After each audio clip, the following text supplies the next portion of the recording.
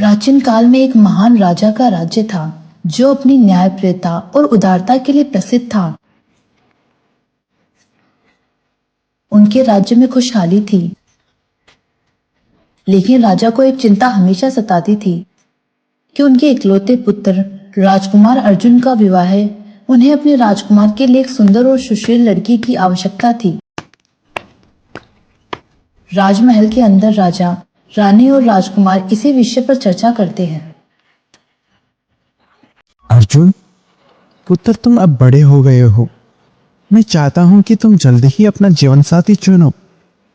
हमारे राज्य को संभालो, हमारे राजवंश को आगे बढ़ाओ। पिताजी, मैं चाहता हूं कि मेरी राजकुमारी न केवल सुंदर हो बल्कि बुद्धिमान और साहसी भी हो, जो हमारे राज्य के लिए सही साबित हो। लेकिन बेटा, ऐसी कन्या को ढूंढना आसान नहीं होगा। एक योग्य और सुंदर राजकुमारी ही हमारे राज्य के लिए सही साबित होगी। इसलिए मैं पूरे राज्य में घोषणा करवाऊंगा, जो भी राजकुमारी तुम्हारी शर्तों को पूरा करेगी उसी से तुम्हारा विवाह होगा। मंत्री जी, आप पूरे राज्य में घोषणा कर दीजिए, जो भी हमारे राजकुमार की राजकुमारी बनना चाहती है वह हमारी सभी शर्तों को पूरा करे।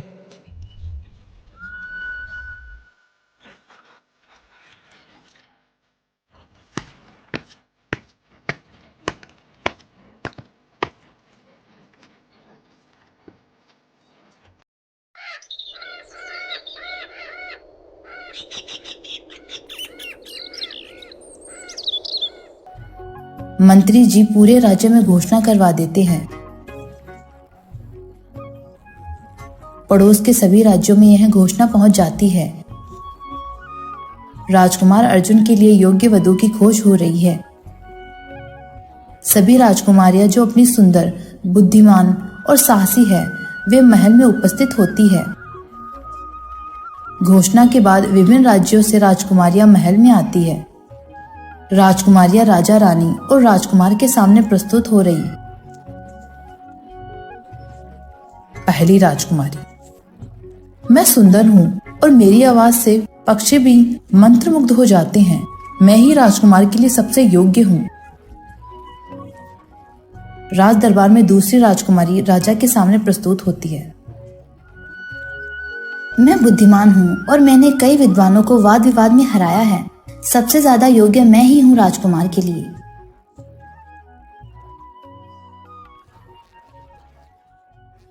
मैं साहसी हूं और मैंने वन में एक शेर को पराजित किया था। मैं हमेशा राजकुमार की रक्षा करूंगी। तीनों राजकुमारियां अपनी अपनी प्रस्तुतियां देती है, लेकिन राजकुमार का दिल किसी पर नहीं आता। ये सब तो ठीक है, लेकिन मैं जिस लड़की की कल्पना कर रहा हूं वह कुछ अलग होगी। वह सबसे अलग दिखती होगी। वही मेरे लिए योग्य होगी। राजकुमार किसी भी राजकुमारी को पसंद नहीं करते। कुछ समय बाद राजकुमार जंगल में भ्रमण करने के लिए निकलते हैं। राजकुमार जंगल में भ्रमण करते करते एक सुंदर गांव में पहुंचते हैं। राजकुमार गांव के पास जाते हैं और गांव वालों से पूछते हैं, इस गांव में कोई ऐसी लड़की है जो बुद्धिमान और साहसी हो? यहाँ एक लड़की है, सौम्या। वह बहुत सुंदर है, लेकिन उसकी सुंदरता से ज्यादा उसकी बुद्धिमानी और साहस की चर्चा है।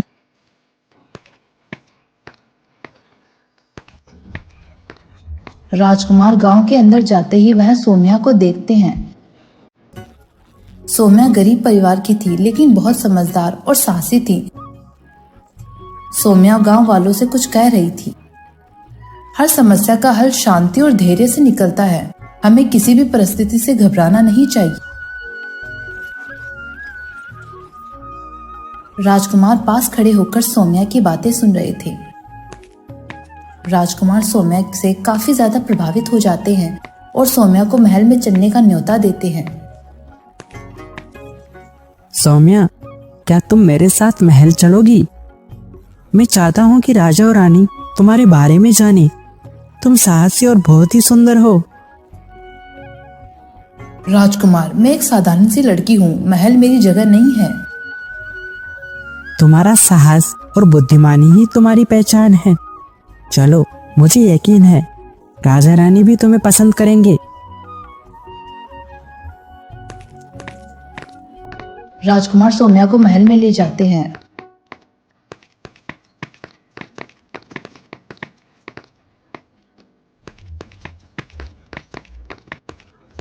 राजकुमार सौम्या को रानी और राजा से मिलवाते हैं। महाराज, हम सौम्या को अपनी राजकुमारी बनाना चाहते हैं। सौम्या सुंदर और साहसी है।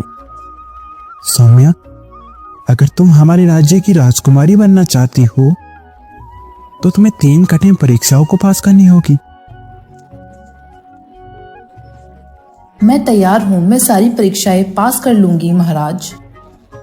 सौम्या, तुम्हें जंगल में जाना होगा और एक भूखे शेर का सामना करना पड़ेगा। सौम्या जंगल में चली जाती है, जहां उसे एक भूखे शेर का सामना करना पड़ता है। तुम्हें भूख लगी है, मैं तुम्हारे लिए खाना लाऊंगी, लेकिन मुझे नुकसान मत पहुंचाओ। सौम्या की बुद्धिमत्ता से शेर शांत हो जाता है और सौम्या शेर से बच जाती है। सौम्या राजभवन में पहुंचती है, जहां उसे दूसरी परीक्षा का हल करना होता है। सौम्या, तुमने अपनी पहली परीक्षा पूरी कर दी, लेकिन अब तुम्हें मेरी 3 पहेलियों का उत्तर देना होगा। पहली पहेली, राजा महाराजाओं के कभी बहुत काम आया, संदेश इनसे पहुंचाए, सुबह हो या शाम। अगर तुम इसे हल कर पाई तो ये तुम्हारी बुद्धिमानी साबित होगी। राजन, इसका उत्तर है कबूतर। सौम्या बिना समय गवाए ही सही उत्तर दे देती है। सौम्या, तुम्हारी अंतिम परीक्षा है। तुम्हें एक गांव की मदद करनी होगी, उसे फिर से विकसित करना होगा। सौम्या अपनी सूझबूझ और साहस से गांव वालों की समस्या हल कर देती है। राजा, रानी और राजकुमार सौम्या की परीक्षाओं से प्रभावित होकर उसे अपनी बहू के रूप में स्वीकार कर लेते हैं। सौम्या, तुमने अपनी बुद्धिमत्ता, साहस और सुंदरता से हमें जीत लिया है। अब से तुम हमारी बहू कहलाओगी और इस राज्य की राजकुमारी। हम बहुत भाग्यशाली हैं कि हमारे बेटे को तुम जैसी जीवन संगिनी मिली है।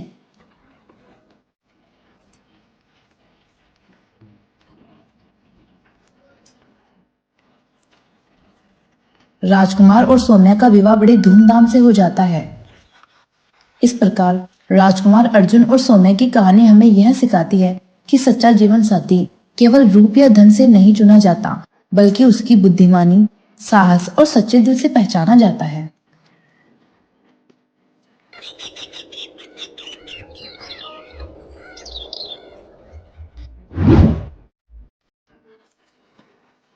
स्वर्णपुर नगरी में महाराज विरेशन का शासन था।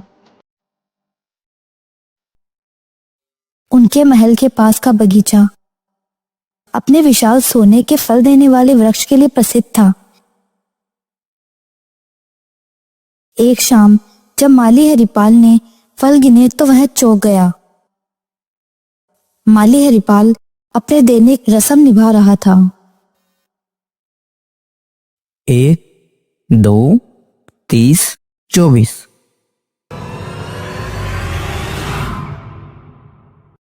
यह कैसे संभव है? कल 24 फल थे, आज 23 है। वह तुरंत राज दरबार में उपस्थित हुआ।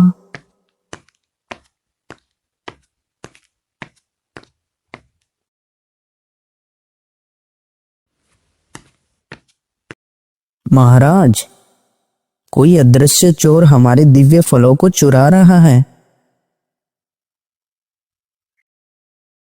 यह तो राजद्रोह के समान है। क्या हमारे 100 सैनिक भी इस चोर को नहीं पकड़ सके?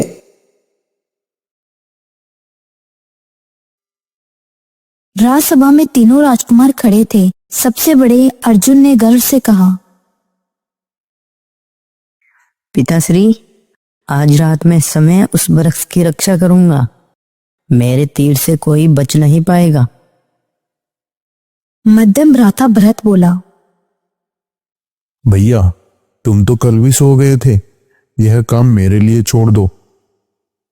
किंतु सबसे छोटे नकुल ने विनम्रता से कहा। यदि आज्ञा हो तो एक अवसर मुझे भी मिलना चाहिए। राजा ने सिर हिलाया।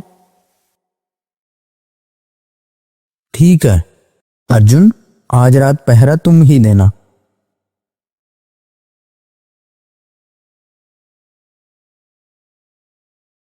रात के समय अर्जुन ने अपना सोने का धनुष संभाला। आधी रात तक वह सतर्क खड़ा रहा, किंतु फिर घुटनों पर धनुष टिका, आंखें लग गई।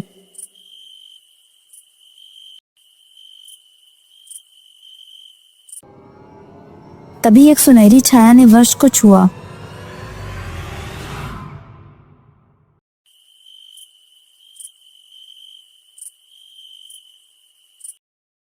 सुबह जब अर्जुन की आंखें खुली तो एक और फल गायब था।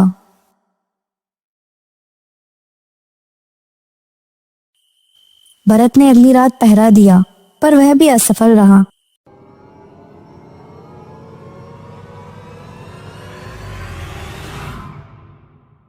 तीसरी रात नकुल ने अनोखी तैयारी की। उसने अपनी कमर में रस्सी बांधकर दूसरा सिरा वृक्ष से जोड़ दिया, ताकि नींद आए और झटका लगे।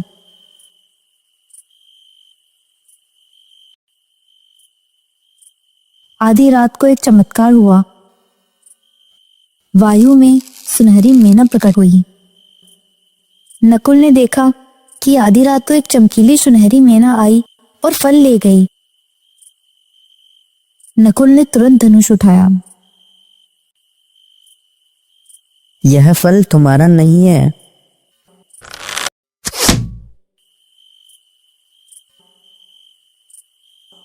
उसने तीर चलाया, जिससे मेना का एक पंख टूटकर गिर गया।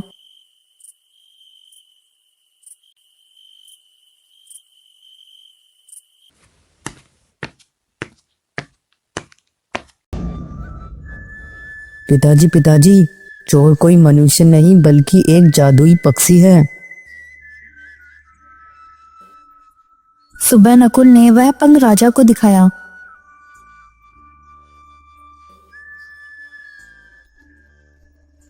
इतना सुंदर पक्षी, हमें उसे पकड़कर लाना चाहिए।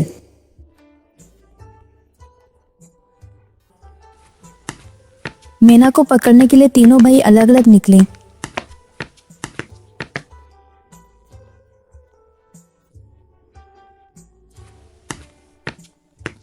सबसे पहले अर्जुन सुनहरी मेना की तलाश में निकला। जंगल में उसे एक बुद्धिमान बंदर मिला। अरे भैया, आगे दो गुफा है, एक सुंदर है, एक उजाड़ है। उजाड़ गुफा में जाना। लेकिन अर्जुन ने उसकी बात न मानकर सुंदर गुफा में प्रवेश किया और वह नाच गाने में फंस गया।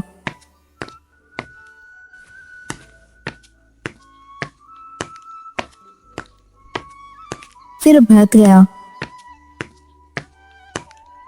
पर उसने भी वही गलती की।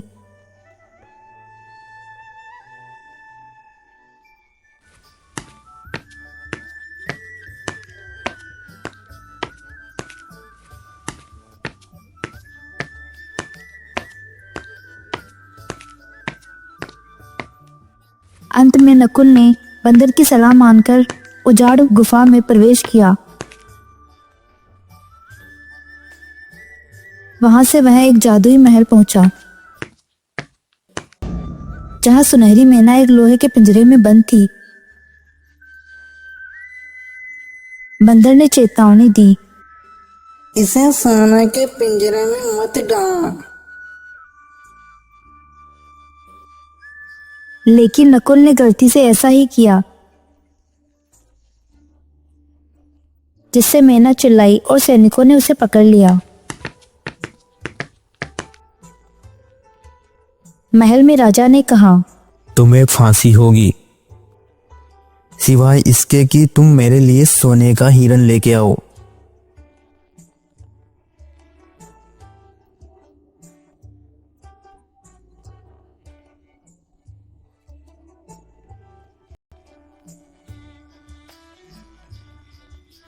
हिरन को पुरानी रस्सी से बांधना संभव नहीं है।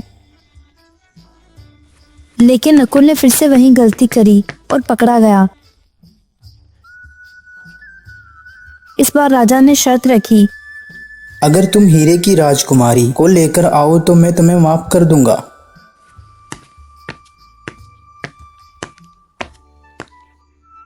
मुझे अपने माता पिता से विदा लेनी है। लेकिन नकुल ने उसे जाने नहीं दिया। राजा प्रसन्न हुए और उसे नकुल से कहा, अगर तुमने 8 दिन में यह पहाड़ तोड़ दिया तो राजकुमारी तुम्हारी। नकुल ने 7 दिन में वह कोशिश की, लेकिन पहाड़ नहीं टूटा। 8वें दिन बंदर ने उसकी मदद की और पहाड़ गायब हो गया।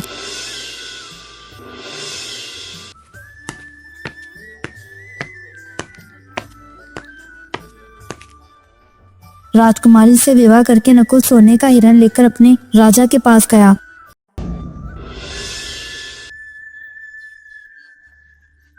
और फिर उसने चालाकी से सुनहरी मैना को भी प्राप्त कर लिया।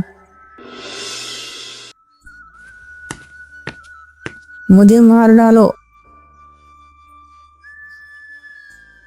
तो बंदर ने 2 सलाह दी। नदी के किनारे मत बैठना।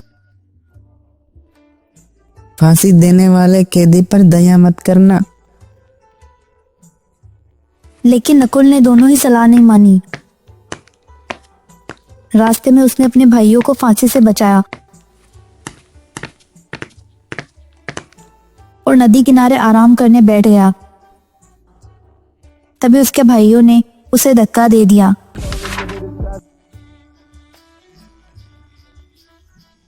लेकिन बंदर वहां प्रकट हुआ और उसने बताया कि वह एक शापित देवता था। उसने नकुल को बचाया और उसके भाइयों को सबक सिखाया।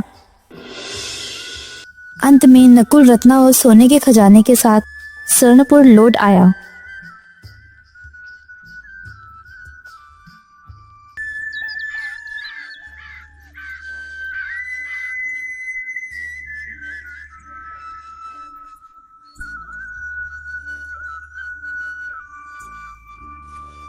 बहुत समय पहले एक छोटा सा राज्य जिसका नाम सूर्यगढ़ था।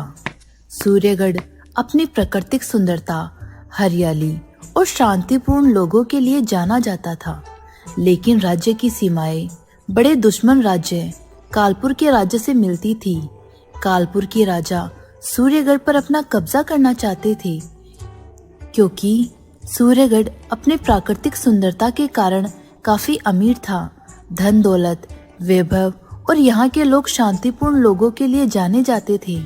इसीलिए कालपुर की राजा की नज़र हमेशा सूर्यगढ़ पे रहती थी। सूर्यगढ़ के राजा वीरेंद्र एक दयालु और न्यायप्रिय शासक थे, लेकिन उनकी उम्र लगातार बढ़ रही थी। राज्य के लोगों के लिए यह एक चिंता का विषय था। कुछ समय ऐसे ही बीत जाने के बाद एक दिन खबर आती है, कालपुर के राजा सूर्यगढ़ पर कब्जा करने के लिए योजना बना रहे हैं।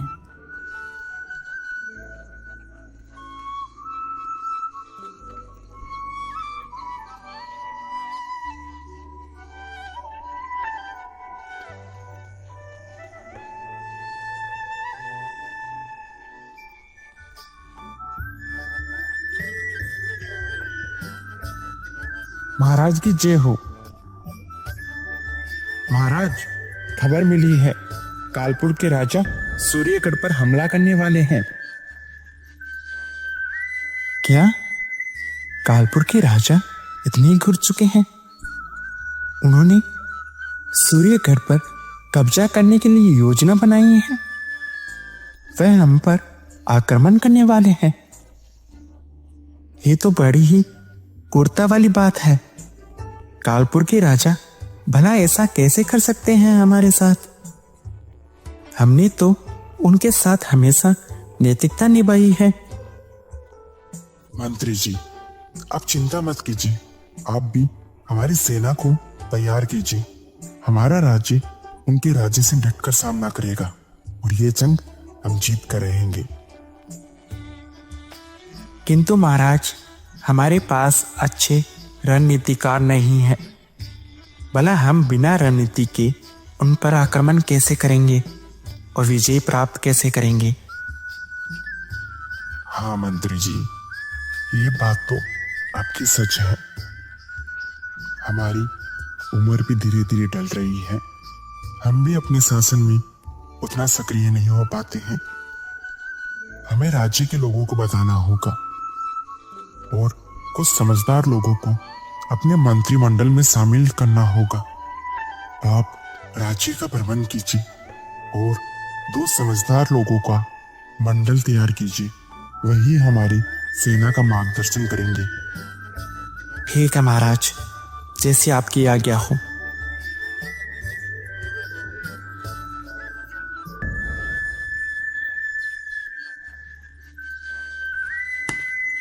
महाराज के आदेश अनुसार मंत्री वेश बदलकर प्रजा के बीच में पहुंच जाते हैं। वह 2 समझदार लोगों की तलाश करते हैं। मंत्री बाजार में भ्रमण करते हुए एक राशन की दुकान पर जाते हैं। भाई साहब, 2 आने की ये फल देना। ये लीजिए सेठ जी। आप तो बड़े ही खुश नसीब लगते हैं। इस राज्य के नहीं हैं आप?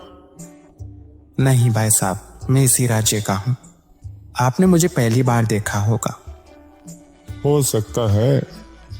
भला आजकल किस किस के बारे में पता करें हम और किस किस का पता लगाएं, बताओ। हमारा पड़ोसी राज्य जो हम पर हमला करना चाहता है, वो हमारे सामने कुछ भी नहीं है, लेकिन फिर भी हमला करना चाहता है। बताओ भाई साहब। हाँ, वो तो मैंने भी सुना है। अच्छा, एक बात बताओ, हमारे राज्य में कोई समझदार व्यक्ति नहीं है क्या जो राजा का मुकाबला कर सकता है और राजा को रणनीति समझा सकता है? अरे भाई साहब, हमारे गांव के 2 लड़के हैं। वो बड़े ही समझदार हैं। उन्हें कोई नहीं हरा सकता। वे काफी दूरदर्शिता रखते हैं। लेकिन भला राजयोग उनके नसीब में कहाँ और उन्हें कौन पूछता है? अच्छा, ये कहाँ रहते हैं? अरे भाई साहब, यही पास के गांव में रहते हैं। इनके चर्चे खूब हैं। चारों ओर चारों गांव के लोग इन्हें सब जानते हैं। मंत्री जी सेठ के द्वारा बताए हुए रास्ते पर निकल जाते हैं और 2 समझदार व्यक्तियों को ढूंढने लगते हैं।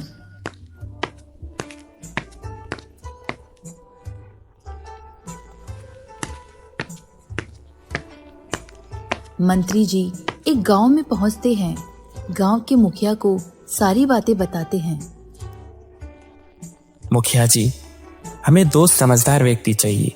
सुना है दोनों समझदार व्यक्ति आपके गांव में रहते हैं। हाँ मंत्री जी, हमारे गांव के 2 समझदार युवा हैं। वह पूरे राज्य में अपना डंका बजा चुके हैं। भला आप उन्हें लेने आए हैं। हमारे गांव के लिए इससे बड़ा क्या सौभाग्य होगा भला।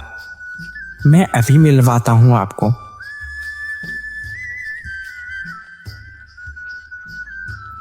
मंत्री जी, ये है आर्यन। आर्यन एक महान योजनाकार है। इसकी रणनीति, सोच और दूरदर्शिता का कोई मुकाबला नहीं है। वहीं दूसरी ओर है माधव। माधव का दिमाग बहुत तेज है। ये बहुत तेज गणितज्ञ है और विज्ञान के जानकार भी हैं। दोनों की अप्रम विशेषताएं हैं जो हमारे राज्य के लिए काम आएगी। मंत्री जी आर्यन और माधव को सारी बातें बताते हैं और उन्हें अपने साथ महल में ले जाते हैं।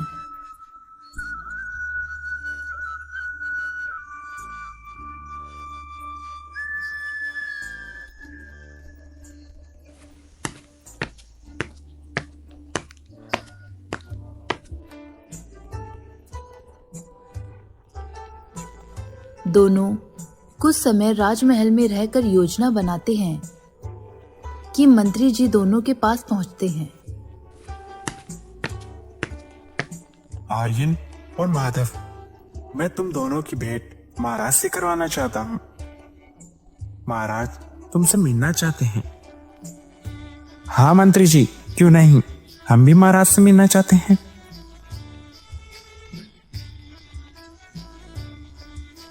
मंत्री जी आर्यन और माधव को महाराज के पास ले जाते हैं। महाराज दोनों के समक्ष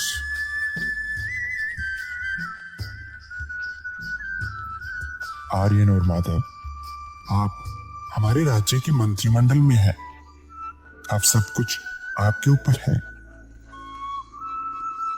हमारे राज्य की आन बान अब आपके हाथ में। मैं इतना सक्रिय नहीं हो पाता हूं। मेरी उम्र का तो आप सबको पता ही है। आप दोनों को इसीलिए मंत्रिमंडल में शामिल किया गया है। आप राज्य की रणनीति और दूरदर्शिता को लंबे समय तक निभाएंगे। हमने आप दोनों के बारे में खूब सुना है। हाँ महाराज, हम आपका विश्वास कभी नहीं तोड़ेंगे। आप चिंता मत कीजिए, हम अपने राज्य के लिए हमेशा सक्रिय रहेंगे। महाराज की जय हो। हमें अनुमति दे महाराज।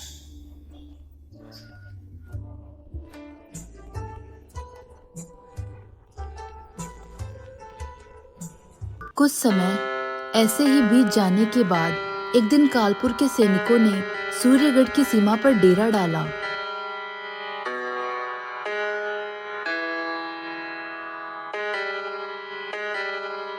कालपुर की विशाल सेना सूर्यगढ़ पर हमला करने के लिए तैयार खड़ी थी। कानपुर के राजा इस बार भी सूर्यगढ़ पर छल से हमला करना चाहते थे। महाराज की जय हो। महाराज, कालपुर के सैनिकों ने हमारी सीमा पर डेरा डाल दिया है। वह आक्रमण के लिए आ चुके हैं। मंत्री जी, हमें चिंता करने की आवश्यकता नहीं है। आर्यन और माधव पर हमें पूरा भरोसा है। आप उन दोनों के कहे अनुसार ही हमारी सेना को आदेश दें। जैसा आप कहें महाराज। मंत्री आर्यन और माधव योजना के लिए काम करते हैं। मंत्री जी, हम सबसे पहले उनकी सेना को देखना चाहते हैं। क्या हमारी सेना उनका मुकाबला कर सकती है?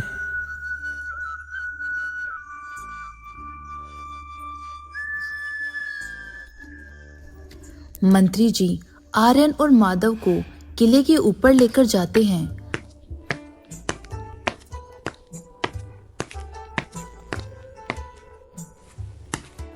आर्यन और माधव कालपुर की सेना को देखकर चकित रह गए।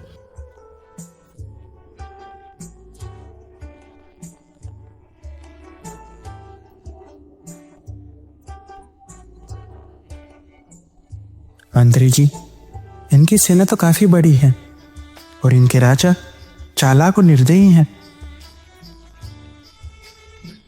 हाँ आर्यन और माधव, इनके राजा चालाक और निर्दयी हैं।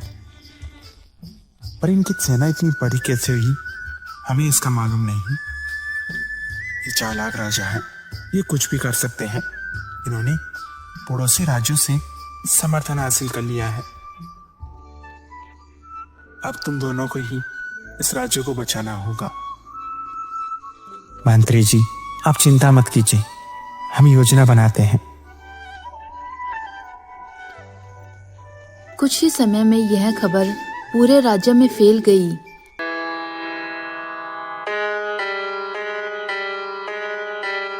सूर्यगढ़ के लोग काफी घबरा गए। उनकी घबराहट और बेचैनी बढ़ने लगी। राजा वीरेंद्र ने तुरंत आर्यन और माधव को दरबार में बुलाया। आर्यन और माधव, हमारे राज्य के लोग काफी घबरा गए हैं। हमें लोगों को समझाना होगा और उनका विश्वास जीतना होगा। तुम दोनों के पास क्या योजना है? महाराज, हम सीधे युद्ध नहीं जीत सकते। उनकी सेना काफी बड़ी है। हमें अपनी चालाकी से काम लेना होगा। लेकिन आर्यन, हमें युद्ध न्याय के साथ जीतना है। हम अन्याय नहीं करेंगे, अर्थात हम निर्दयी नहीं बनेंगे। माधव ने आर्यन की बात पर सहमति जताते हुए महाराज से कहा, महाराज, अगर हम उनकी सेना को भ्रमित कर दें तो हमारे पास जीतने का मौका है और हम ये युद्ध जीत जाएंगे। हाँ, ठीक है आर्यन और माधव, आप अपनी योजना पर काम करें। हमारी सेना अब दोनों के साथ है। आर्यन और माधव रात भर बैठकर एक योजना बनाते हैं। उन्होंने राज्य के कारीगरों और किसानों से मदद मांगी। मंत्री ने कारीगरों और किसानों को राज दरबार बुलाया। आर्यन और माधव ने कारीगरों और किसानों को नकली सैनिकों के निर्माण के बारे में बताया। हम नकली सैनिक बनाएंगे जिससे हमारी सेना काफी विशाल लगेगी। हम उनको भ्रमित कर देंगे।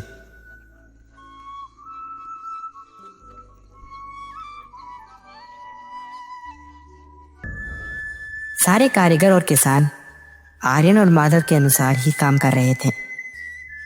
माधव ने लकड़ी और कपड़ों की मदद से सैकड़ों नकली सैनिक बनवाए। उन्हें इस तरह सजाया गया कि दूर से देखने पर वह असली सैनिक लग रहे थे। वहीं दूसरी तरफ आर्यन ने दुश्मनों के ठिकाने तक पहुंचने के लिए सुरंग और जाल की व्यवस्था करने की सोची। गुप्त रास्ते और सुरंगें खोदने चालू कर दी और जाल बिछाने का आदेश दिया। मंत्री जी, आप हमारे कुछ गुप्तचर कालपुर के शिविर में भेज दें और अफवाह फैला दें। सूर्यगढ़ की सेना ने बाहरी राज्यों से मदद मांगी है, अर्थात उनकी सेना काफी विशाल होने वाली है। मंत्री जी आर्यन और माधव के कहे अनुसार ही एक गुप्तचर को कालपुर की सेना के शिविर में भेज देते हैं। गुप्तचर वहां जाकर अफवाह फैला देता है। अरे, सूर्यगढ़ की सेना तो बड़ी ही विशाल लग रही है, अर्थात बाहरी राज्यों से उसने मदद मांगी है और उनकी सेना आने वाले समय में और बड़ी होने वाली है। कालपुर के शिविर में ये खबर फैलते ही राजा अचंभित रह जाते हैं। अरे, ये कैसे मुमकिन है बता?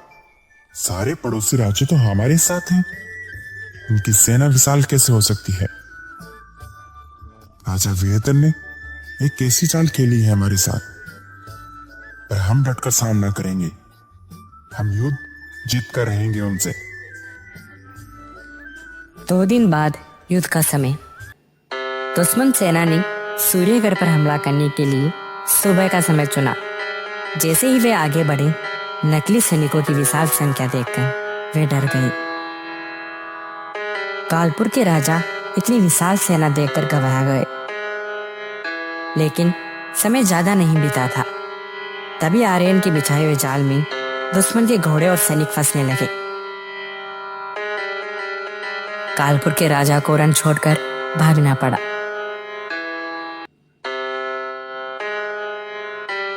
और ये युद्ध सूर्यगढ़ की सेना ने अपने बलबूते पर जीत लिया। आर्यन और माधव ने साबित कर दिया था, युद्ध चालाकी और रणनीति से जीता भी जा सकता है।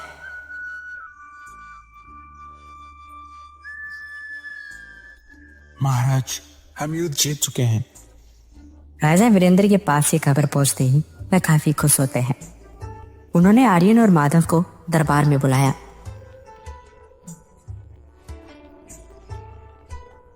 आर्यन और माधव को गले लगाकर अपनी खुशी प्रकट की।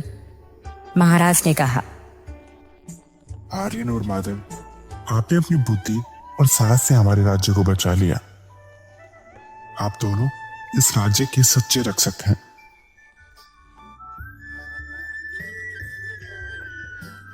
हम सूर्यगढ़ में एक बड़े उत्सव की घोषणा करते हैं।